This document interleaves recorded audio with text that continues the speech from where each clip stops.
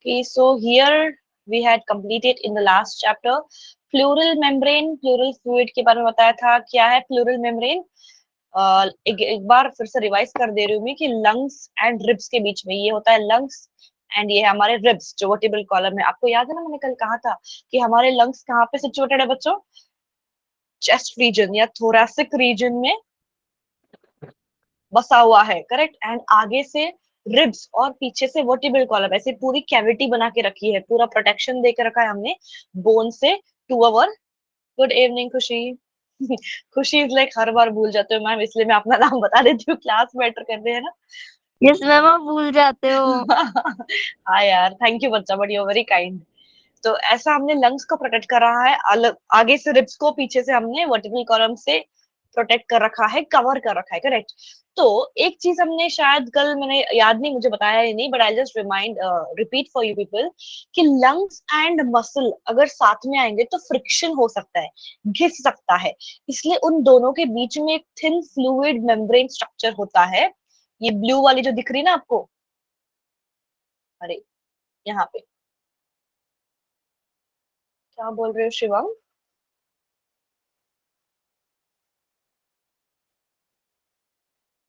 Okay fine.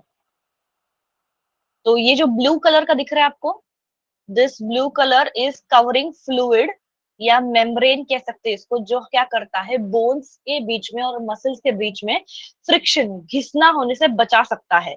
तो उसी को हम कहते हैं प्लूरा मेम्ब्रेन।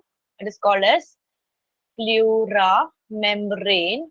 एंड उस मेम्ब्रेन के बीच में होगा ये प्लूरल फ्लूइड। इतना ही बताना था शायद। हाँ यस मंजू, दिखाऊंगी मैं, अच्छा याद दिलाया। ये ब्रीदिंग का मैकेनिज्म पढ़ा देते हो एक बार, एंड उसके बाद yes I will definitely show you. एक बार हम इंस्पिरेशन और एक्सपिरेशन कर लेंगे ब्रीदिंग का, and then I will show you the videos, definitely I will. तो यस, ऐसा कोई बच्चा है, कल के बच्चे ने तो ना, बैच में एक बच्चे ने मुझे ये पूरे स्टेप्स ना बाय हार्ट सब बता दिए थे कि क्या क्या स्टेप्स आते हैं हमारे रेस्पिरेशन के दौरान।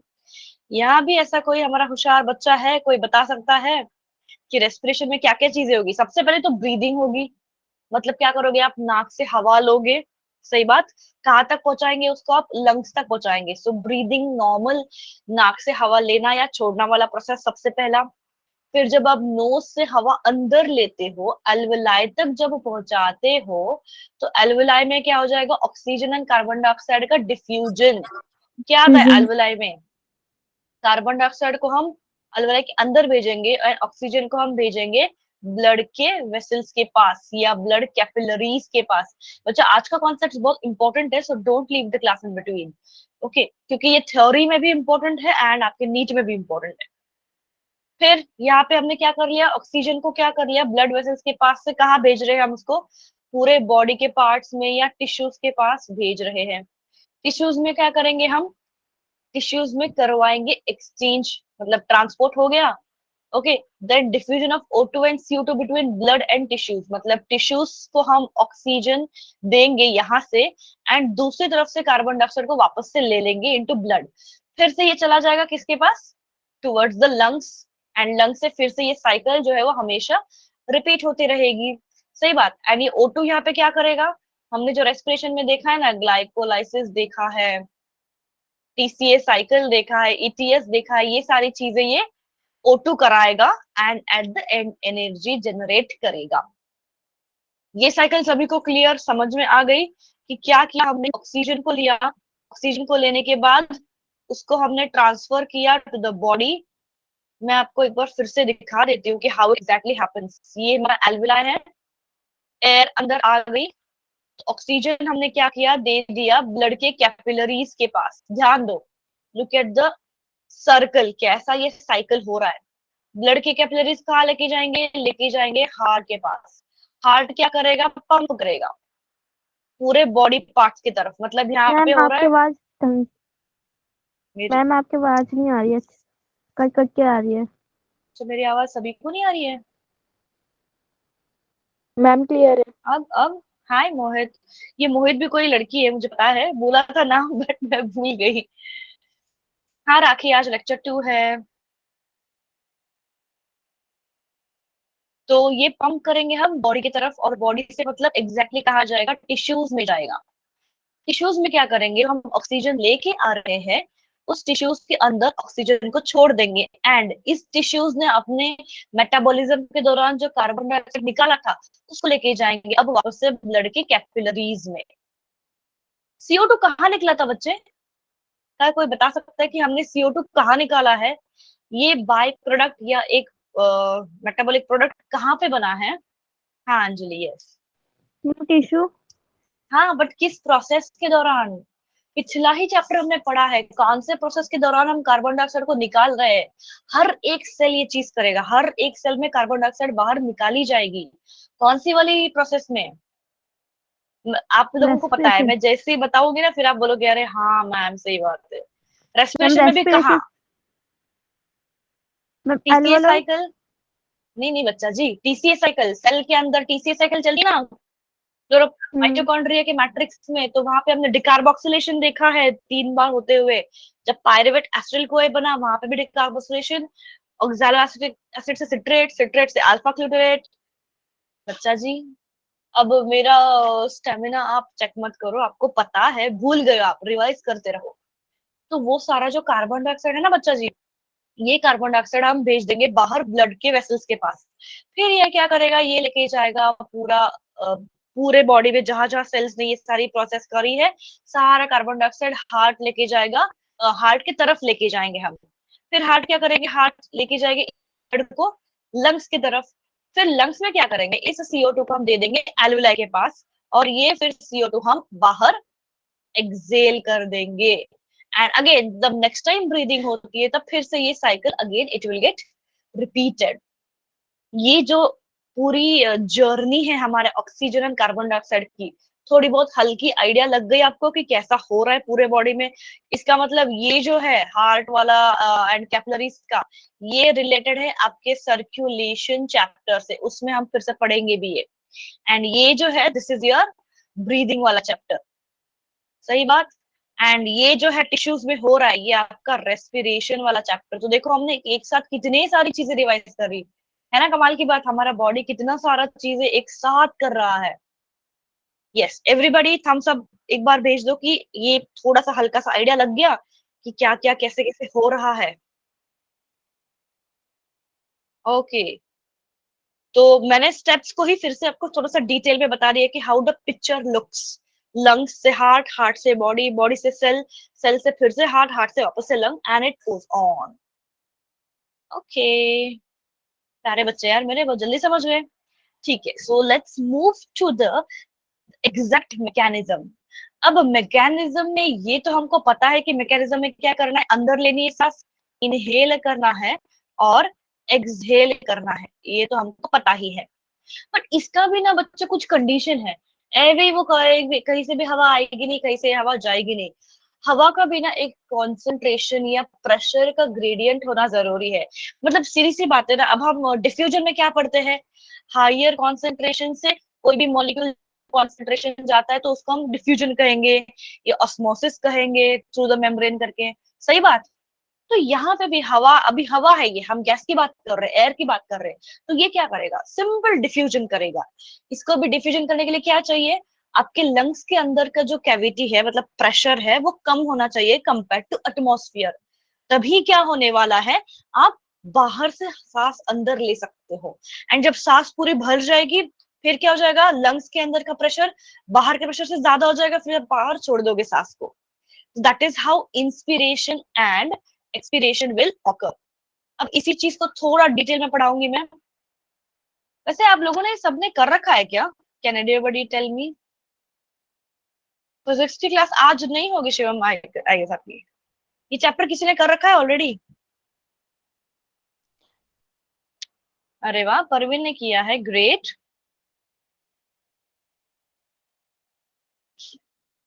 Okay okay, that's nice. Shivam don't drop the class. Rimi ने भी किया है, ओके।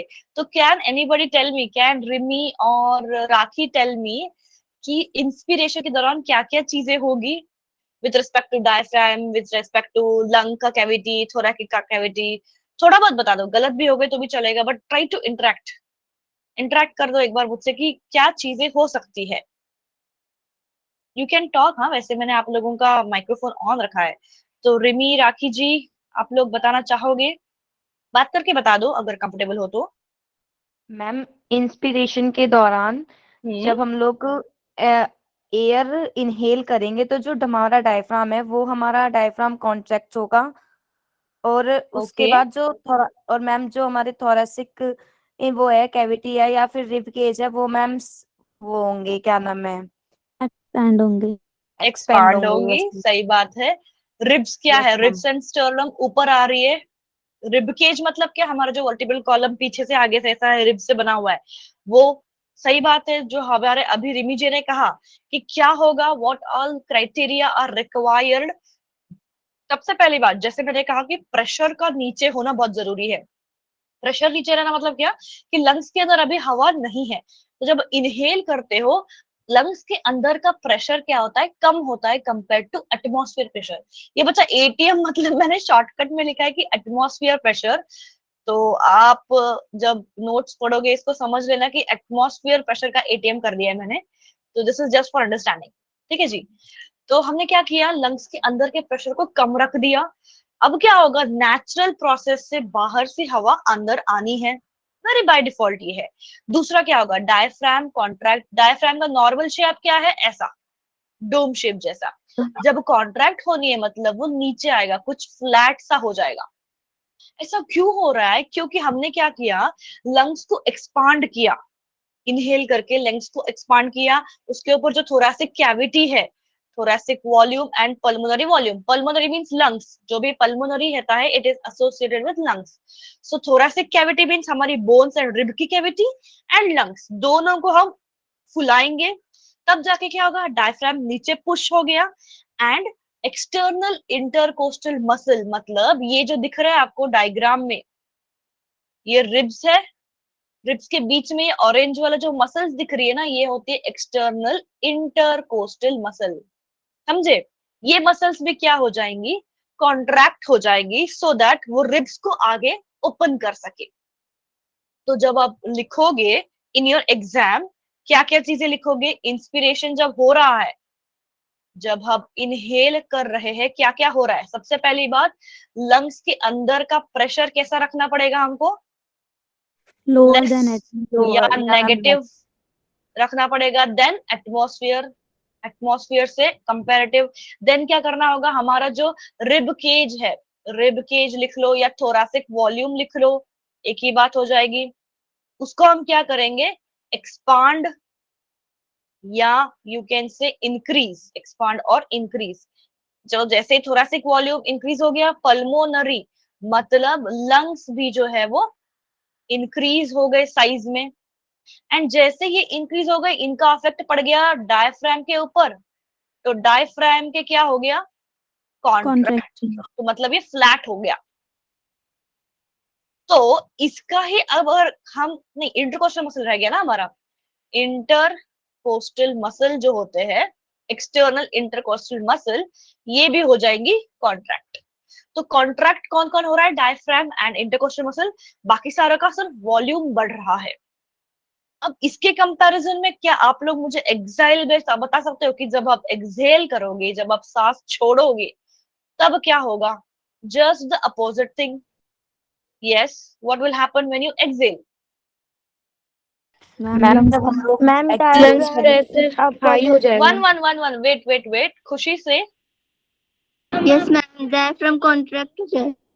आ, नहीं बच्चा, सबसे पहले हम क्या हो जाएगा कि प्रेशर जो है अब क्या हो गया है, लंग्स लंग्स में का हाई हो गया है ज्यादा मैम, हो गया है कंपेयर टू क्या, एटमॉस्फेयर। एटीएम। करेक्ट। फिर जो हमारी रिब केज है या थोरैसिक वॉल्यूम जो है, वो क्या हो जाएगा, अब ये रिलैक्स हो डिक्रीज जाएंगे। हो जाएगा। या डिक्रीज कह लो या रिलैक्स कह लो। देन लंग्स भी हमारे क्या हो जाएंगे, रिलैक्स हो गए। हम रिलैक्स हो जाएंगे। रिलैक्स डायफ्राम भी रिलैक्स हो गया, सब कुछ रिलैक्स हो रहा है अब। मैम। हाँ, सभी कुछ रिलैक्स हो रहा है। अरे, एंड इंटरकोस्टल मसल भी, आईसीएम लिख रही हूँ मैं रिलैक्स, उसको, मैम रिलैक्स। सो रिलैक्स हो एवरीथिंग गॉट जाएंगे। रिलैक्स, और आप भी रिलैक्स हो गए क्योंकि सांस छोड़ दिया आपने। है ना। So these are all things. अब ये कितना इजी हो गया यार, इनहेलेशन और एक्सहेलेशन आपने ये सीख लिया। देखो सेम ही चीज है। फिर एक्सहेल जब करोगे, एक्सपीरेशन जब करोगे, यहाँ पे क्या क्या हो रहा है, पल्मोनरी प्रेशर को ज्यादा रखा है, रिलैक्सेशन हो गया डायफ्राम का, intercostal muscle relax, thoracic volume and pulmonary volume को रिड्यूस कर दिया। आसान था मैम ये। मैम बोलो बोलो। मैम जब डायफ्राम रिलैक्स होता है तो शेप कैसा बनता है? फ्लैट हो जाएगा फिर ये। अच्छा रिलैक्स हो जाएगा तो ये back to the dome shape ऐसा। यहाँ पे होते हैं लंग्स। हाँ। ओके। तो लंग्स क्या करते हैं, जब लंग्स में हम हवा भरते हैं, इनहेल करते हैं, ये इसको पुश करेंगे, तब ये ऐसा फ्लैट हो जाएगा जब हम इनहेल करते हैं। एंड जब हवा वापस से छोड़ देंगे तो ये वापस से अपने ओरिजिनल डोम शेप, उसका ओरिजिनल शेप जो है डोम शेप है, वहां पे वापस से ओके चला जाएगा। Okay ma'am. ओके तो ये थोड़ा सा मैंने फ्लो चार्ट बना के रखा है, एक बार देख लो इसको and then will go to the video वाला सेक्शन कि यहाँ पे क्या क्या होता है इंस्पिरेशन में एंड एक्सपिरेशन में। क्विकली याद रखने के लिए थोड़ा फ्लो चार्ट बनाया है, आप लोग भी बना सकते हो for your convenience. Himanshu Lakhina joining the class for the first time क्या बच्चा जी? किसी बैच से हो? Yes ma'am. क्यों नहीं हुआ पहले ज्वाइन बच्चा क्लास आपने? या बायो का इंटरेस्ट नहीं है? ये इंस्पिरेशन बच्चा जी एंड ये एक्सपिरेशन, तो इसका मैंने क्विक फ्लो चार्ट बना के रखा है, you can just go through that and I will play the video. एक बार पढ़ के हो गया तो बता देना, will just go to the video.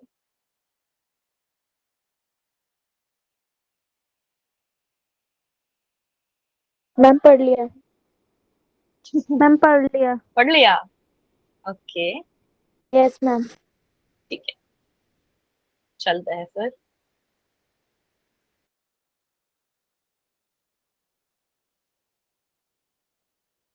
ये थोड़ा अब स्लाइड जो है दिखना बंद हो जाएगा।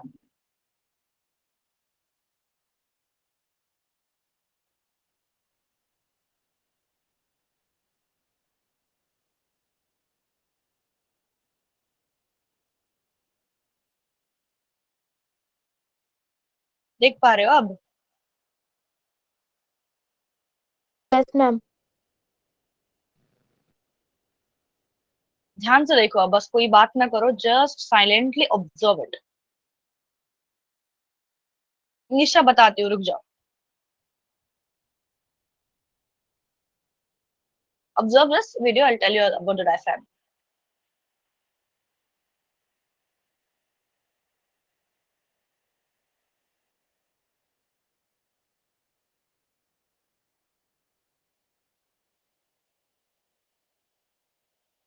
ये क्या है? ये एयर है जो आपके नॉस्ट्रल से जा रही है ना, डस्ट पार्टिकल्स वगैरह जो भी जाते हैं नाक में अंदर, जो आप नाक में हाथ और उंगली डाल के निकालते हो ना, सो दैट इज व्हाट कि आप लोगों ने जो डस्ट पार्टिकल्स ट्रैप किया था, मतलब नोज में जो ट्रैप हुआ था, साथ ही जो बैक्टीरिया वायरस होते हैं कुछ कुछ वो ट्रैप हो जाते हैं, उसको निकालता है ये। तो नोज से लेके ट्रैकिया तक ये छोटे छोटे सीलिया होते हैं सेल्स के ऊपर, एंड म्यूकस होता है, स्टिकी सब्सटेंस जो आपको सर्दी में निकलता है ना नाक में से म्यूकस। तो वो normally as a normal part of body होता है, बस किसी को ज्यादा सर्दी लग गई तो म्यूकस ज्यादा हो जाएगा एंड आपकी नाक बहने लग जाएगी, वरना वो तो आपके बॉडी का नॉर्मल सा हिस्सा है। वो आपको एक्चुअली बैक्टीरिया वायरस से और डस्ट पार्टिकल से बचाता है। तो अब वो उंगली नाक में मत डाल के देखिएगा कि म्यूकस है या नहीं, but cleaning is a good thing, not in public. Okay.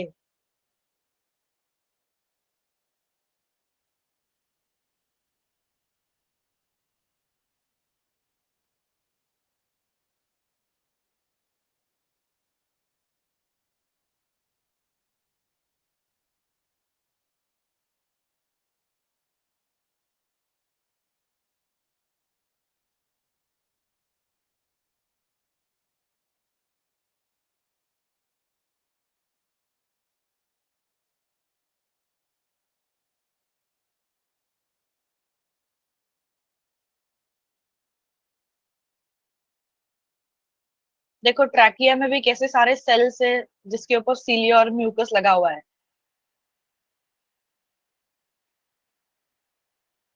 बच्चों आपने कभी ऑब्जर्व भी किया हमारा कोविड भी जो था वायरस कोरोना वायरस वो भी लंग को ज्यादा इन्फेक्ट करता था मतलब Yes, ऐसा ma'am. हो सकता है कि आप जब इनहेल करते थे तो ट्रैकिया और नोज में वो वायरस अटकता नहीं था आसानी से वो वाला बैरियर पास करके लंग्स तक पहुंचता था तब जाके रेस्पिरेटरी इश्यूज होते थे क्योंकि एल्वेलाई जो है वो ऑक्सीजन का ज्यादा होता था ना कि जिसको भी ऑक्सीजन कम मिल रही है बॉडी को इसका मतलब एल्वेलाई लेवल पे वो वायरस ने कुछ धूम मचा के रखी है एंड उसने ठीक से ऑक्सीजन को पास या डिफ्यूज होने नहीं दिया है तो प्राइमरीली ट्रैकिया और नोज के यहाँ पे म्यूकस एंड सीलिया उस वायरस को रोक नहीं पाए मे भी ज्यादा शक्तिशाली हो ऐसा हो सकता है कि बॉडी से भी ज्यादा स्ट्रांग है वो इसलिए वो चला गया आगे एंड लंग्स तक पहुंच गया एंड फिर बाद में वो एल्वेलाई के एक्सचेंज के दौरान ब्लड में भी जा सकता है फिर वो सारे आपके टिश्यूज को भी अफेक्ट करेगा है ना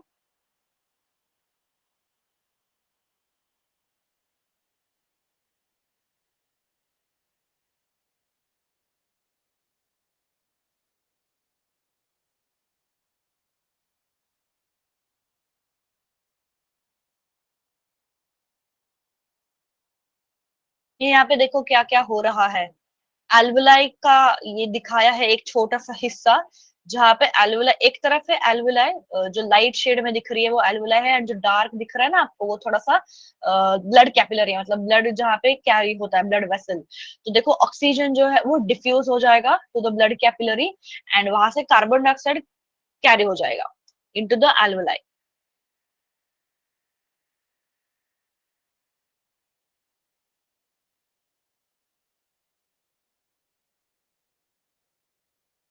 इस चीज को हम बाद में पढ़ेंगे कि हेमोग्लोबिन ऑक्सीहेमोग्लोबिन क्या है आई टीच यू लेटर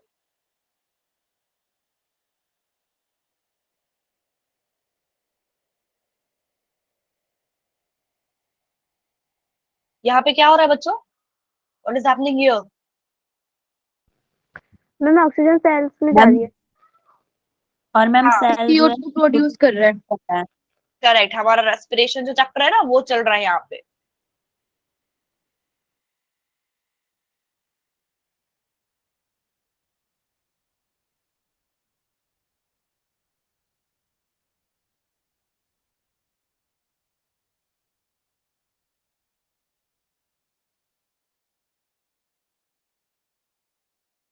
अब ये एक्सलेशन कार्बन डाइऑक्साइड को लिया एल्वुलाई ने एल्वुलाई से लंग्स फिर लंग्स से बाहर आएगा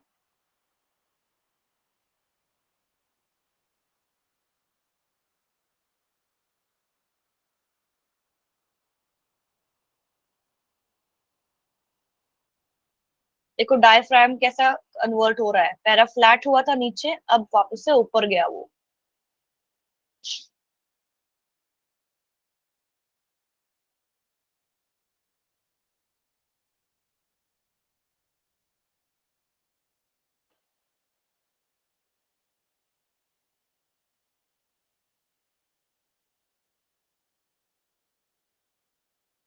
यस दैट्स ऑल इतना ही था ये आगे का नहीं देखना है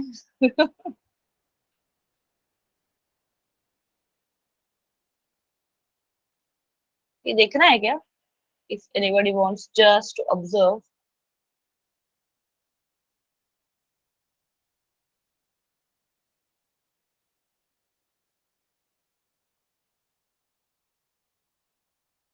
देखो क्या क्या चीजें हो रही है जब इंस्पिरेशन हो रहा है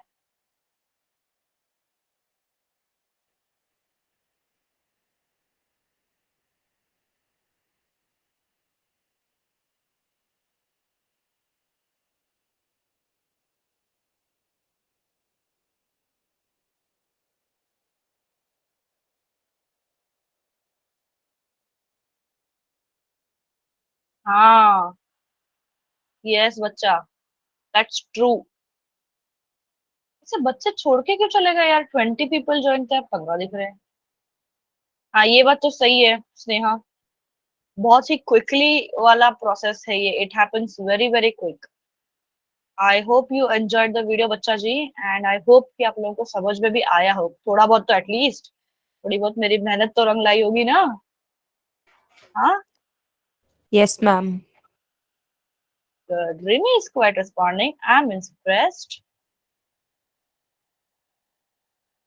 ओके, तो these are again the same thing, inspiration and expiration का डिफरेंस। अब तो आप ही लोग मुझे बता सकते हो, क्योंकि आपने सभी पढ़ा है इंस्पिरेशन एंड एक्सपिरेशन का क्या डिफरेंस है, कहाँ पे एनर्जी लगती है, कहाँ कॉन्ट्रैक्ट हो रहा है, कौन रिलैक्स हो रहा है, किसका प्रेशर कहाँ पे ज्यादा है।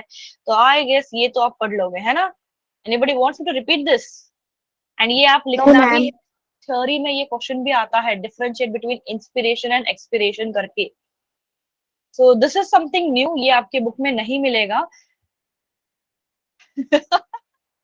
हाँ, रंगोली बनाएंगे आप, चलो, I am good at it.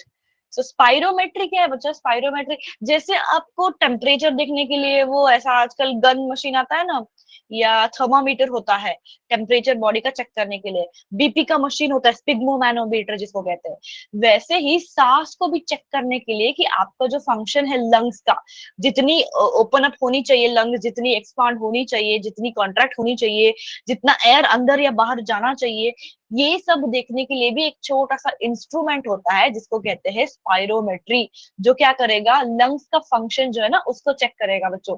And generally ये क्या करता है, आपके ब्रीदिंग मूवमेंट्स को चेक करता रहेगा कि सही से जा रहा है या नहीं।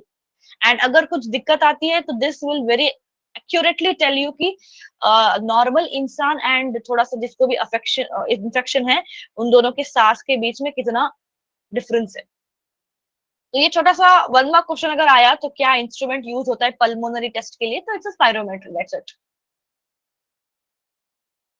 ओके, ठीक है। अब ना बहुत ही कंफ्यूजिंग सा एंड बहुत ही बोरिंग सा कॉन्सेप्ट है, बट थोड़ा इसको हम मजेदार बनाएंगे। हाउ? सो अब क्या लगाएंगे हम, अब जब हम ब्रीदिंग के दौरान, इनहेलेशन एंड एक्सहेलेशन के दौरान जो सांस अंदर ली, सो जो सांस बाहर छोड़ी, कितनी सांस अंदर ली उसका वॉल्यूम अब हमको नापना है। एंड क्या कैपेसिटी है, मतलब बच्चों कैसा कभी कभी होता है ना कि 1 लीटर की बोतल तो है मेरे पास, बट उसके ऊपर अगर आप मार्किंग देखोगे, मार्किंग के ऊपर एक थोड़ा सा कुछ 4, 5, 8, 10 बूंदों की जगह होती है पानी की। तो एक बोतल जब आप पूरा 1 लीटर का कंसिडर करोगे, again few more drops of course you can add, तो वो जो एक्स्ट्रा वॉल्यूम है, फिर एक्स्ट्रा कैपेसिटी है, ऐसा लंग्स के साथ भी होता है। तो लेट्स सी कि क्या क्या है, व्हाट डज दिस ऑल से। आ, खुशी ये क्या है, मैं नहीं समझी, कहाँ पे पढ़े आप बच्चे इसको? कौनचे? इसको स्पेल कैसे कर दे यार? ये मेरे स्लाइड में कहीं था क्या? I don't think so. कहाँ पे पढ़ा ये CONCHAE? एक बार मैम, बता दोगे then I can help। नस्ल कौन से और मिडिल नस्ल कौन से होते हैं? कहाँ पे पढ़ा? विच पार्ट और विच बुक, और सेंटेंस तो बोलो किससे रिलेटेड है वो, ऐसा कैसे बता दूं मैं? कुछ तो बोलो। नस्ल चैम्बर के इसमें पढ़ा है, कहाँ पे? नस्ल चैम्बर की टॉपिक में। मसल्स में? No ma'am ma'am. Nasal chamber की जो बोन्स होती है उसमें आते हैं। नेजल, नेजल चेम्बर के बीच में? यस कौन मैम। सी यार, मैंने तो कभी नहीं देखा यार। CONCHE, मुझे भी देखना पड़ेगा। मैम What is बोन वाले this? उसमें है ये। अच्छा, कौनचा है वो, CHE के नहीं, CO। बोन जो होती है ना बच्चा, bone, that is the bone. कौनचा उसको कहते हैं, या कौन का कहते हैं, ये बोन है जो आपकी नाक एंड जो लैटरल वॉल है ना, आंखों के नीचे जो है ना, उस एरिया की यस जो बोन है उसको कहता है। Okay ma'am. इसका यहाँ पे क्या relation, but like there is no connection of this here. कहाँ पढ़ा आपने ये? लोकोमोशन उस चैप्टर में पढ़ा होगा शायद। मैम रेस्पिरेटरी में ही पढ़ा है। कहाँ है यार, हम तो एनसीईआरटी में तो नहीं कहीं पढ़े, पता नहीं कहाँ इसमें पढ़ लिया लिखा आपने। है। अब मुझे बता देना बाद में टेक्स्ट करके कि ये कहाँ पे है, मैं देख लूंगी क्या है, and then I will tell you also कि what it is. Okay, okay ma'am. तो लेट्स सी कि लंग्स की क्या कैपेसिटी है, कितना वॉल्यूम, मतलब कितने अमाउंट में हम एयर को भर सकते हैं लंग्स के अंदर।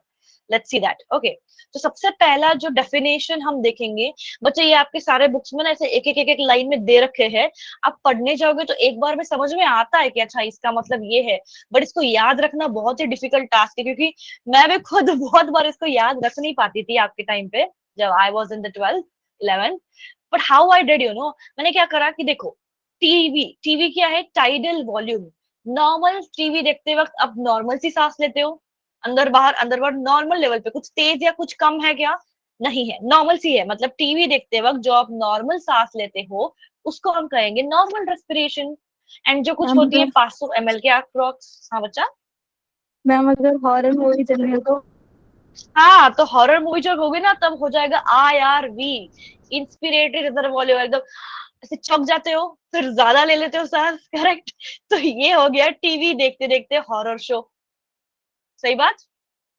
तो हॉरर शो देखते क्या हो गया, you took additional volume of air. मतलब नॉर्मल सांस लेते वक्त ही नॉर्मल जो इनहेलेशन है उससे थोड़ी और ज्यादा, 500 ml नॉर्मल था तो ये थोड़ा 1200 ml हमने 2000 ml एक्स्ट्रा ले लिया क्योंकि अब डर गए। अब ले लो कोई कॉमेडी वाला शो, कप्पू शर्मा देख लो, आप उफ करके सांस छोड़ दोगे, हंस हंस के परेशान हो जाओगे। मतलब क्या किया आपने कि एडिशनल वॉल्यूम एयर आपने बाहर छोड़ दी। मतलब जो नॉर्मल एक्सपिरेशन होता है उससे और थोड़ा एक्स्ट्रा छोड़ दिया कि थक गए आप, बहुत लंबी सांस आपने बाहर छोड़ दी है। तो वो हो गया ERV, एक्सपिरेटरी रिजर्व वॉल्यूम। मतलब नॉर्मल जो है 500 है, 500 होता है नॉर्मल वाला। जब डर जाते हो तो बहुत ज्यादा सांस अंदर लेते हो, और जब थक जाते हो तब कुछ इतनी सांस बाहर छोड़ देते हो। एंड रेसिडुअल वॉल्यूम मतलब क्या, जो बचा कुचा रह जाता है लंग्स में। मतलब air remaining in the lungs after a forcible expiration. मतलब अब करके देखो मेरे साथ, पूरी सांस बाहर छोड़ दो। अब आपको क्या लगेगा कि भाई मेरे अंदर लंग्स के अंदर कुछ हवा है ही नहीं, बट ऐसा नहीं होता। टेक्निकली पूरी सांस बाहर भी छोड़ दोगे एंड अब रुक जाओगे तो भी कुछ अमाउंट होता है एयर का बचा हुआ अंदर सांस के, लंग्स के। तो वो बचा कुछ अमाउंट रेसिडुअल मतलब क्या, बचा कुछ अमाउंट सांस छोड़ने के बाद। तो जब आप थक गए हो, सांस पूरी छोड़ दी है एंड अब को आपको योगा करना है, रामदेव बाबा आ गए बोल दिए कि भाई आरवी कर दो, जो बचा कुचा है उसको देखेंगे हम। तो पूरी सांस बाहर निकाल दो एंड सांस निकालने के बाद जो थोड़ा सा बच जाता है that is your residual volume. हो जाएगा याद? Yes, ma'am. कैसे याद होगा यस बताओ? मैम। क्या क्या याद रखोगे इसमें? सबसे पहला वॉल्यूम क्या याद रखोगे? सबसे पहला आप मैम रखोगे टाइम।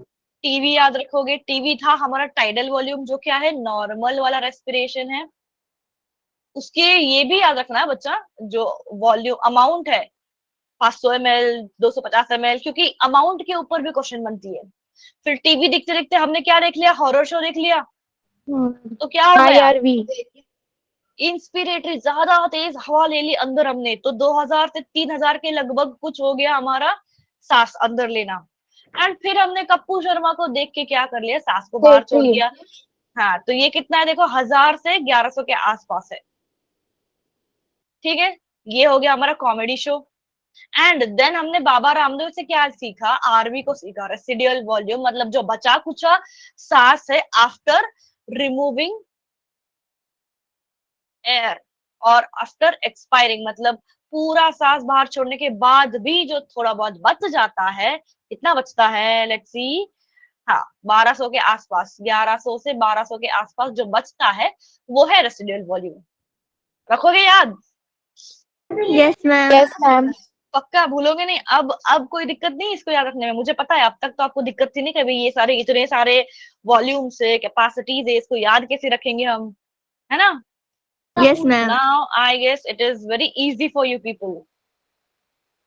ठीक है, चलते हैं अब कैपेसिटीज के पास। कैपेसिटीज करते हैं फिर रुक जाते हैं, ठीक है? क्योंकि बहुत हो जाएगा फिर, आपकी भी कैपेसिटी खत्म हो जाएगी। So what does the capacity से, जैसे मैंने अभी ना बॉटल के बारे में आपको कहा था कि 1 लीटर की मैंने अगर बॉटल ले रखी है, 1 लीटर के बॉटल में कभी कभी कुछ 2-4 बूंद आप एक्स्ट्रा डाल देते हो, डाल सकते हो। मतलब थोड़ी उतनी जगह तो हो ही जाती है। जैसे 3 सीटर अगर रिक्शा हो तो वही खिसक ले थोड़ा और, एक और की जगह हो जाएगी। तो वो होती है कैपेसिटी बच्चे। ओके, तो इसमें हमको क्या करना है, जो हमारे एग्जिस्टिंग वॉल्यूम से, नॉर्मल टीवी देखता हुआ जो वॉल्यूम होता है, जो डरने के बाद वॉल्यूम आएगा, जो लंबी सांस छोड़ने के बाद जो वॉल्यूम आएगा, इनको ऐड करके जो टोटल कैपेसिटी हमको लंग की, वो चेक करने की भाई नॉर्मल से ज्यादा आप कितना सह सकते हो, लंग्स कितना अकोमोडेट कर सकता है। तो देखते क्या है, पहला कहता है इंस्पिरेटरी कैपेसिटी IC। मतलब कि एयर जो पर्सन इंस्पायर करेगा आफ्टर नॉर्मल एक्सपिरेशन, मतलब नॉर्मल जो है टीवी, टीवी देखते वक्त जो नॉर्मल हो रही है ब्रीदिंग प्लस आईआरवी, डरने के बाद की ब्रीदिंग, तो नॉर्मल ब्रीदिंग प्लस एक्स्ट्रा आपने जो डरने के बाद सांस ली वो दोनों मिलके क्या हो जाएगा, क्या कहलाएगा? क्योंकि कैपेसिटी बढ़ा ली ना, नॉर्मल ब्रीदिंग तो था हमारे लंग्स का। सी बच्चों, कैपेसिटीज कोई अलग चीज नहीं है, सिर्फ हम पहले के जो वॉल्यूम्स पढ़े हैं ना उसी को ऐड करके देख रहे हैं कि भाई हमारा लंग कितना आखिर एयर रख सकता है अपने अंदर या छोड़ सकता है। तो टोटल लंग की पूरी कैपेसिटी कितनी हुई, नॉर्मल के साथ साथ वो एडिशनल एयर ले सकता है आईआरवी का, ठीक है। एक्सपिरेटरी कैपेसिटी में क्या होगा फिर, नॉर्मल के साथ वो और थोड़ा एयर भी छोड़ सकता है, मतलब नॉर्मल सांस जितना छोड़ते हो उसे और करके लंबी सांस छोड़ते हो ना आप, तो एक्स्ट्रा भी एयर आप छोड़ सकते हो। So a person can expire after normal expiration, ये याद रख जाओगे। आईसीईसी, आईसी यस मतलब मैम।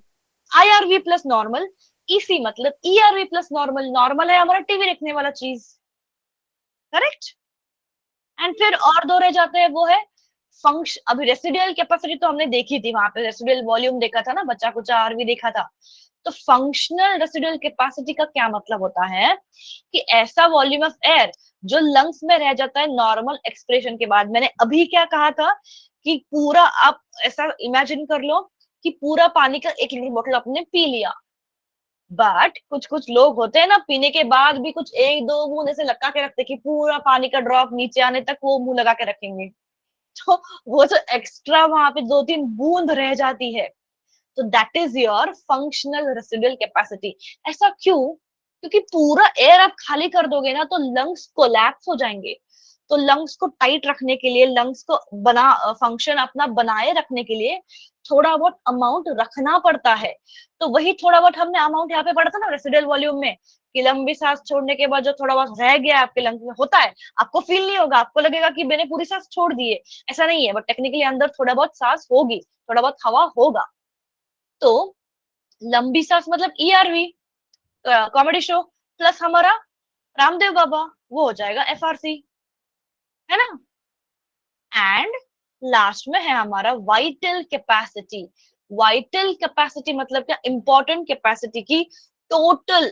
आप जब प्राणायाम करते हो कि एक्स्ट्रा वाला अंदर सांस लेना और एक्स्ट्रा वाला बाहर छोड़ना, तो यहाँ पे टोटल कैपेसिटी में टीवी भी आएगा, ईआरवी भी आएगा, आईआरवी भी आएगा और आरवी भी आएगा।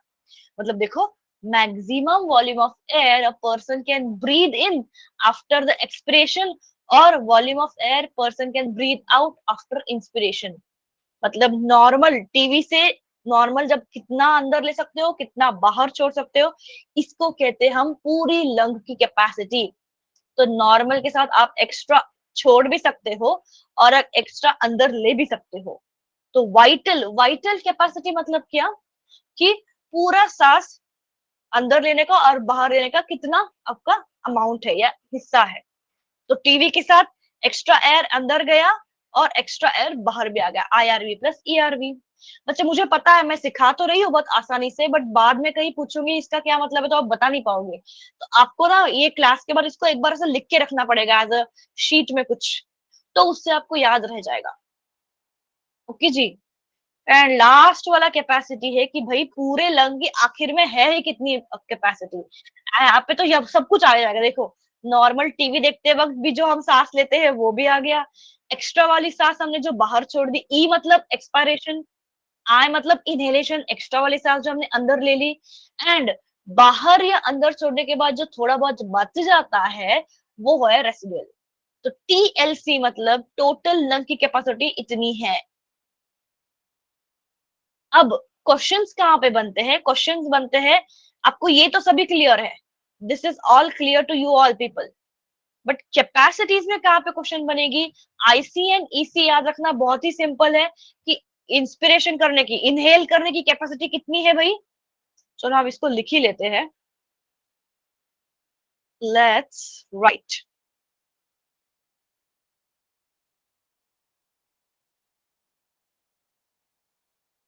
अरे कहाँ गया, स्लाइड कहाँ गया मेरा।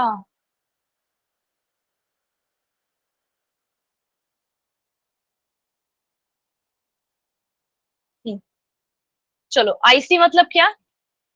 आईसी मतलब कि नॉर्मल जो है हमारा, उससे हम कितना और आगे ले सकते हैं अंदर, टीवी देखते हुए और एक्स्ट्रा वाला अंदर एयर लेना। ईसी मतलब क्या? टीवी देखते हुए एक्स्ट्रा एयर हम कितना बाहर छोड़ सकते हैं, वो हो गया ईसी। हाँ बता रही हूँ परवीन, देखो वही बता रही हूँ। आईसी मतलब नॉर्मल वाली सांस लेते वक्त और कितना हमने ले लिया अंदर। ईसी मतलब नॉर्मल सांस प्लस एक्स्ट्रा कितना छोड़ दिया हमने बाहर। फिर एफआरसी मतलब क्या?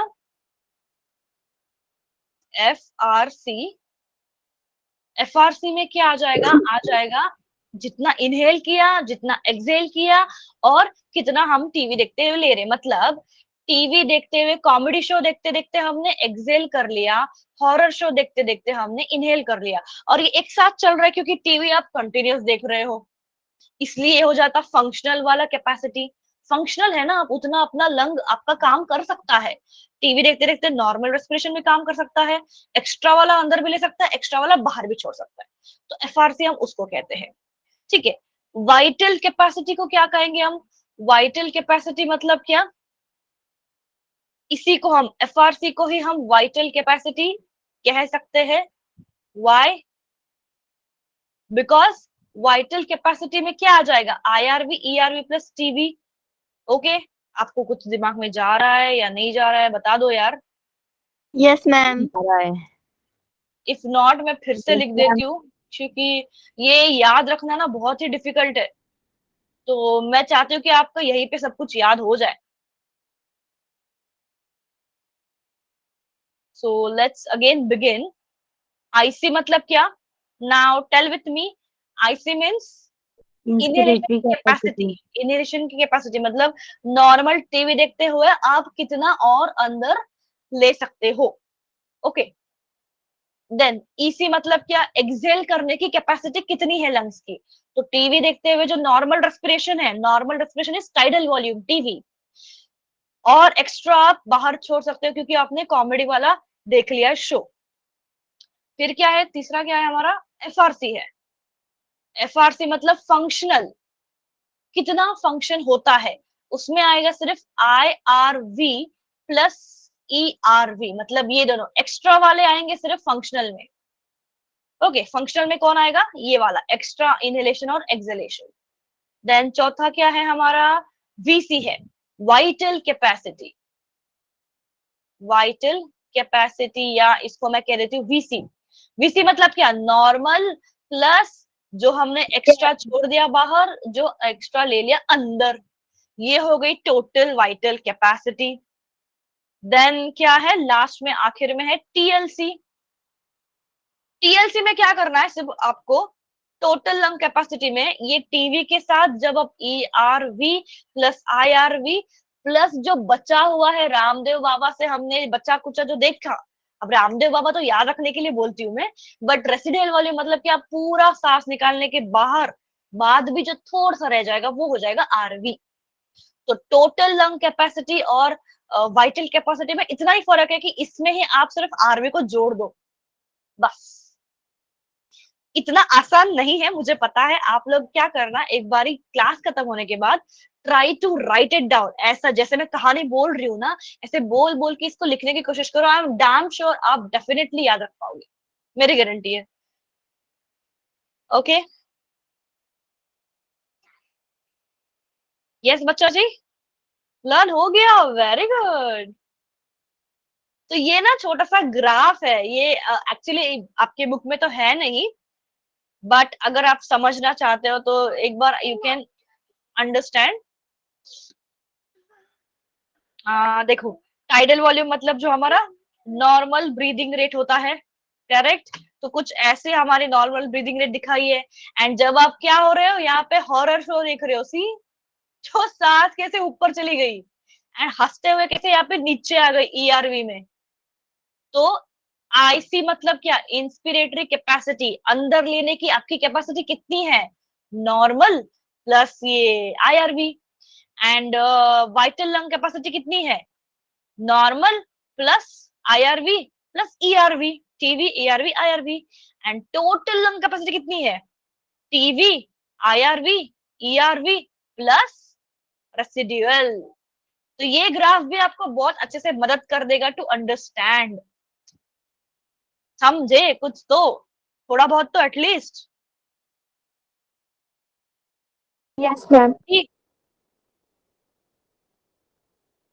ओके। अब ना एक थोड़ा सा ऐसा पॉइंट बता रही हूँ जो आपके सिलेबस में एनसीईआरटी के तो नहीं है, बट ना कुछ कुछ कॉम्पिटिटिव एग्जाम्स में इस पॉइंट से मैंने क्वेश्चन को बनते हुए देखा था, तो इसलिए सोचा कि थोड़ा सा बता दूं मैं।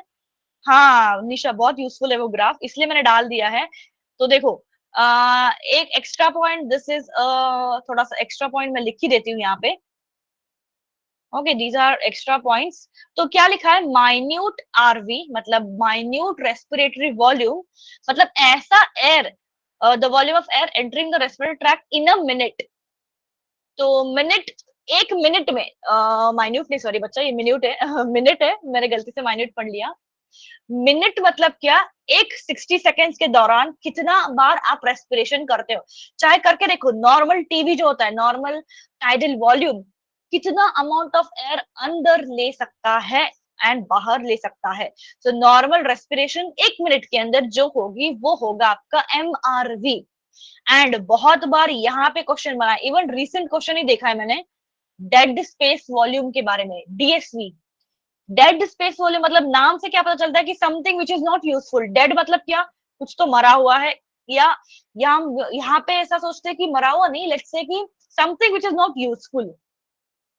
क्या यूजफुल नहीं है कि कभी कभी जो इनहेल्ड एयर है ना, वो हमारे कंडक्टिंग एयरवेज में, मतलब नोज से लेके हमारे ब्रोंकाई जो है, ब्रोंकाई में कुछ कुछ गैस के पार्टिकल्स या थोड़ा बहुत गैस का हिस्सा जो है रह जाता है, जो क्या करता है, कभी कभी एल्वेलाई में नहीं पहुंचेगा या गैस एक्सचेंज में भाग नहीं लेगा। ऐसे कुछ होते हैं ना, बच्चे शैतानी करते होते हैं, पीछे ऐसे बैठे रहेंगे, जो कुछ कहेंगे नहीं, कुछ करेंगे नहीं, है ना, शांत से रहते हैं। तो वो शांति से रहने वाले जो बच्चे हैं, जो शैतानी नहीं, बट लेट्स से कि ये शांति है, क्योंकि ये किसी में भाग ही नहीं ले रहे, ये ट्रांसपोर्ट भी नहीं कर रहे, एक्सचेंज भी नहीं कर रहे, कुछ नहीं कर रहे, तो शांत से रहने वाले। जैसे हमारे क्लास में कौन है शांत से रहने वाला बच्चा, लेट मी सी, प्रियांशी है क्या? नहीं, सभी बच्चे अच्छे यार मेरे यहाँ पे।